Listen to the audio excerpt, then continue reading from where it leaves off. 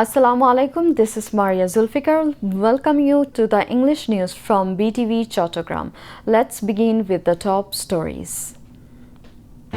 Main aim of government to restore speed in economy, ensuring people's comfort amid current economic reality, says Finance Minister.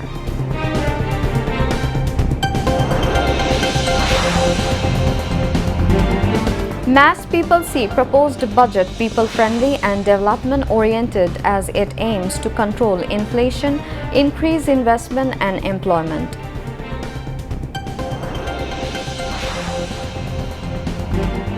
Increase in allocations for education, health and social security in proposed budget positive, comments economists.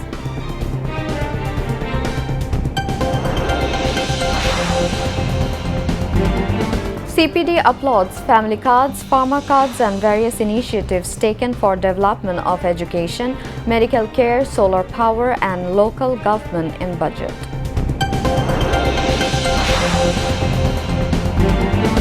US President Trump suspends plan to attack Iran, stating agreement's approval. Nothing finalized, says Iran.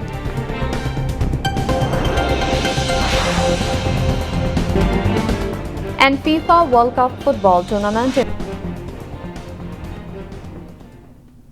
Viewers, those were the top stories. Now moving on to the details. Finance and Planning Minister Amir Khosrow Mahmood Chaudhry has said the government's primary objectives are to ensure relief for the people amid the current economic realities and restoring momentum to the economy. He made the remarks at a post-budget press conference held at the Osmani Memorial Auditorium in the capital this afternoon. At the press conference organized by the Ministry of Finance, the minister responded to various questions from journalists regarding the national budget. Energy and Mineral Resources Minister Iqbal Hassan Mahmood Tuku, Information and Broadcasting Minister Zahiruddin Shapon, Agriculture, Fisheries and Water Resources Minister Mohammad Aminur Rashid, Health Minister Shortar Muhammad Shakwat Hussain, Education Minister Dr. A.N.M. Ehsanul Haq Milon, the Chairman of the National Board of Revenue and secretaries from various ministries, among others, were present on the occasion.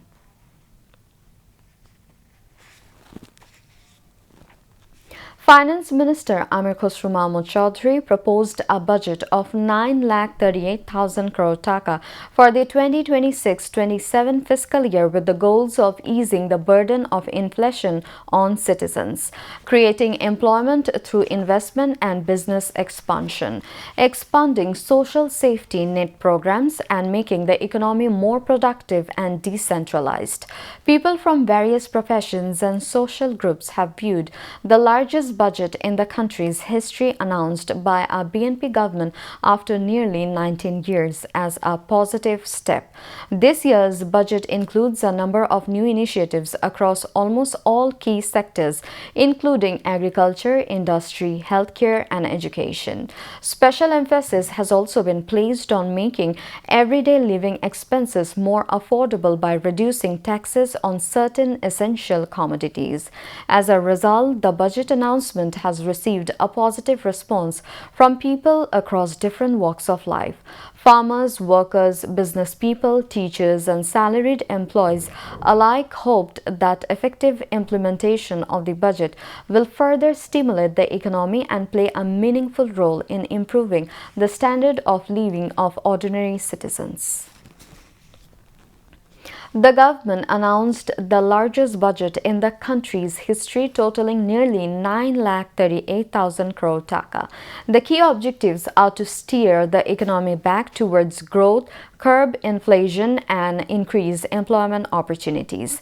Economists said that the increased allocation for sectors such as education, healthcare and social protection are positive developments.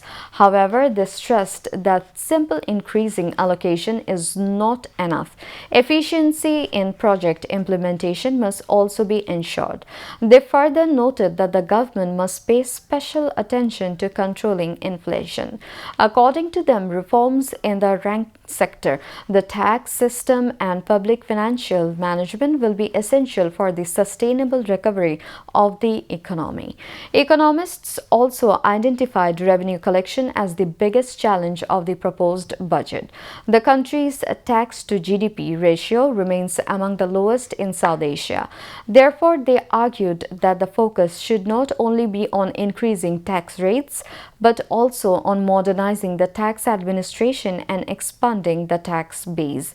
According to economists, the size of the budget is not a big question. Rather, it is important how successful the government will be in implementing reforms, ensuring good governance, and executing its plans effectively. Center for Policy Dialogue (CPD) welcomed a number of initiatives in the proposed national budget, including family cards, farmer cards, education, healthcare, solar power, and local government development programs. At a post-budget briefing in the capital today, the think tank also stressed the need on ensuring transparency in public spending. The CPD said it may be difficult to bring down inflation under the new budget. CPD researchers mentioned that the government proposed a large budget despite challenges such as high inflation, slow economic growth, revenue shortfall, and energy shortages. They said the budget reflects ambitious goals, but implementation will be a major challenge. According to CPD, achieving the targets of 6.5% GDP growth and reducing inflation to 7.5% will be difficult. It also criticized the provision allowing the whitening of black money through the purchase of land and buildings. CPD claimed the decision could undermine tax fairness and widen discrimination in the tax system. CPD advised the government to be cautious about taking on foreign debts. The think tank welcomed increased allocations for education, health, and social safety net programs. It also emphasized that proper monitoring and effective use of the funds are equally important. Prices of essential commodities in the capital have remained stable since Eid. No major changes in prices were observed even after the national budget was announced. Market observers said prices have remained stable because the proposed budget did not include any major measures that would immediately raise the cost of essential goods. They also said traders had little chance to create artificial crisis or hoard products by using higher taxes or duties as an excuse. Instead of increasing prices, the proposed budget reduced taxes and duties on several essential goods, which may help bring prices down in the coming weeks. As a result, consumers are hoping to see a clearer impact of the budget in the market soon. Broiler chicken is currently selling at 160 to 180 per kilogram, which is lower than before Eid. Shonali chicken is being sold at 340 to 360 taka per kilogram. On the other hand, firm eggs are also affordable. A dozen costs 130 to 140 taka in the market. Traders said most of the products currently on sale were purchased before the proposed tax reductions took effect. They added that it may take some time for lower cost goods to reach the market. Retail prices are expected to fall once wholesale prices decline. Consumers urged the government to make sure the benefits of tax cuts on about 60 products reach mass people quickly. They also called for stronger market monitoring to stop unfair pricing and ensure people get the expected benefits. Prime Minister Tariq Rahman is visiting Cox's Bazar district tomorrow. A festive mood is prevailing throughout the district centering his visit. The Prime Minister's schedule in Cox's Bazar includes the inauguration of the re-excavation work of PM Khalipatli Canal and a road meeting, the inauguration of a tree plantation program at Dul Hazara Safari Park, the inauguration of the newly formed Pikwa municipality, the visit to the grave of Baitullah Matir Wasim, the inauguration of the newly formed Matamohuri Upazila Parishad, and joining a public meeting in Chokuria in the afternoon. In addition, the Prime Minister is scheduled to visit the Cox's Bazar Teknaf Marine Drive Road and Sea Beach and participate in a public meeting organized in the city. Meanwhile, Home Minister Salahuddin Ahmed visited the overall preparations for the Prime Minister's visit today. He spoke to the concerned ones and inquired about the overall situation. Water Resources Minister Shahiduddin Chaudhary, Annie, and senior officials of the administration and law enforcement agencies were present on the occasion.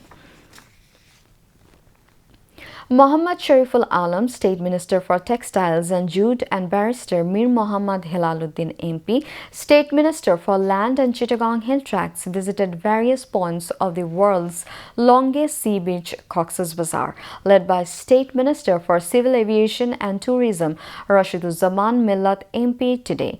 The three state ministers exchanged views with thousands of tourists on foot in a long area starting from Kolatuli on the Cox's Bazar Sea Beach through Shuganda Point to Labuni Point.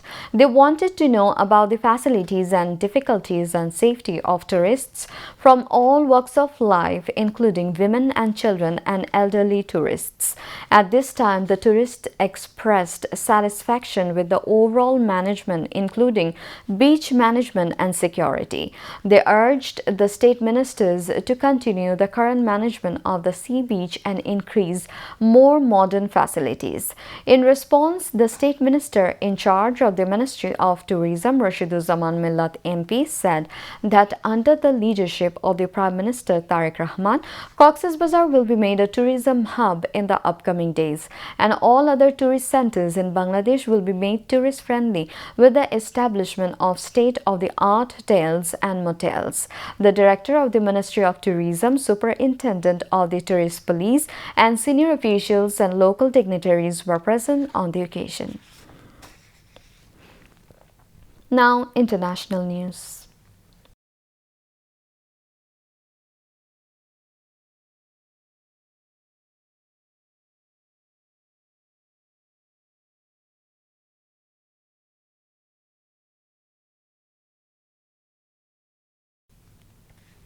US President Donald Trump claimed an initial agreement aimed at ending the war with Iran is close after posting that he had cancelled strikes on the country. He told reporters in the Oval Office yesterday that they had just made a great settlement of the war with Iran. Iran's Foreign Ministry spokesperson Ismail Baghei told State TV that reports of an agreement were speculative and nothing has been finalized. Trump made similar claims in the past that the two countries were close to reaching a deal to end the conflict. Hours before the announcement, Trump had declared he would hit Iran very hard.